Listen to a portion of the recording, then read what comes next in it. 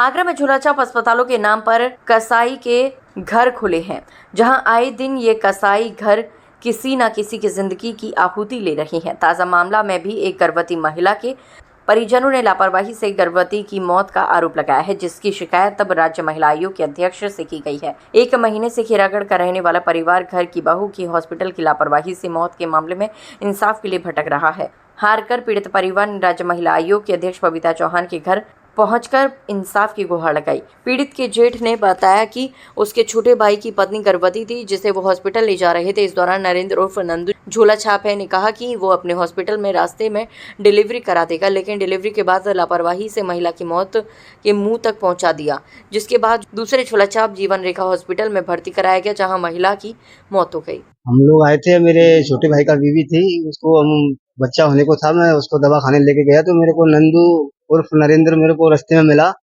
उसके बाद में मैं उसके हॉस्पिटल में गया, हॉस्पिटल लेके गया तो मैं अपने यहाँ पे इलाज अच्छा करा दूंगा, कम पैसों में करा दूंगा। अपने यहाँ लेके गया, उसके बाद में ऑपरेशन कराने के लिए मेरे को आईटी हॉस्पिटल लेके आया रोहता नहर पे। उसके बाद में आधा ऑपरेशन होने के आधा घंटे बाद ही वो लेके यहाँ से खिरागढ़ चला गया। उसके बाद में जाके एक दिन अच्छा रही थी मेरे छोटे भाई का बीवी। उसके बाद में नाइट में उसका पेशाब बंद हुआ। पेशाब ये बंद होते ही उसका पूरे शरीर में सूजन आ गई।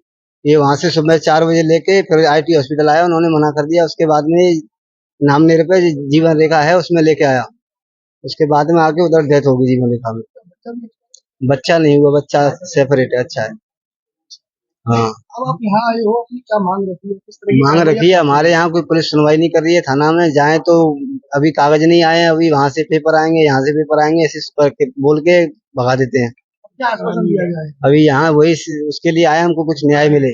मामले पर राज्य महिला आयोग की अध्यक्ष बबीता चौहान ने बताया कि ये बड़ी लापरवाही है। अस्पताल के नाम पर झोलाछाप बैठे हैं, जिनको बड़े हॉस्पिटल कहीं न कहीं संरक्षण दे रहे हैं, तो स्वास्थ्य विभाग भी लापरवाह बना हुआ है। इस मामले में मुख्य चिकित्सा अधिकारी और पुलिस अधिकारियों को साफ तौर पर कार्रवाई के आदेश दिए हैं। उन्होंने ये भी बताया कि दोनों हॉस्पिटल ने इलाज से पहले खुद को बचाने के लिए ब्लैंक पेपर पर साइन कराए थे। ये भी बड़ा सवाल है। जी बिल्कुल, ये केस आया है और ये सुबह से वहाँ एक खीरागढ़ विधानसभा में एक भाकर गांव है, जहाँ ये आसपास के भी कई गांव के बहुत अच्छे लोग, प्रमुख लोग वहाँ बैठे हुए हैं। तो ये एक केस था कि एक महिला थी जो प्रेग्नेंट थी, और प्रेग्नेंट होने के बाद वो एक किसी गांव वालों ने जैसा समझा कि एक डॉक्टर के पास उसको लेके गए, लेकिन वो डॉक्टर नहीं था, वो झोला छाप जैसे होते हैं, वो उसको लिया, उन्होंने बताया, उसने उसको उसी किया, अपने यहाँ उसका ऑपरेशन भी किया। उसने ऑपरेशन करने के बाद उस महिला की हालत सीरियस हो गई। सीरियस होने के भी वो घंटे भर बाद उसको किसी अपने ही दूसरे किसी हॉस्पिटल में ले गया, जबकि कम से कम 5-6 दिन तो उसको वहीं की वहीं रखा जाता है उसके निगरानी के लिए। उसके बाद जब उसकी हालत बहुत खराब हो गई तो वो उसको एक जीवन रेखा करके एक हॉस्पिटल है यहाँ, उसमें ले आया। तो मैंने अभी जैसे वो आए वो लोग, तो मैंने देखा तो जीवन रेखा में जब उन्होंने कराया, उन्होंने उस महिला को बहुत सीरियस हालत में एडमिट किया। उसके बाद क्या हुआ कि अब इनका क्या था कि क्योंकि 29 जुलाई का केस था, ना उसमें कोई गिरफ्तारी हुई ना कुछ ही, वो महिला खत्म हो गई।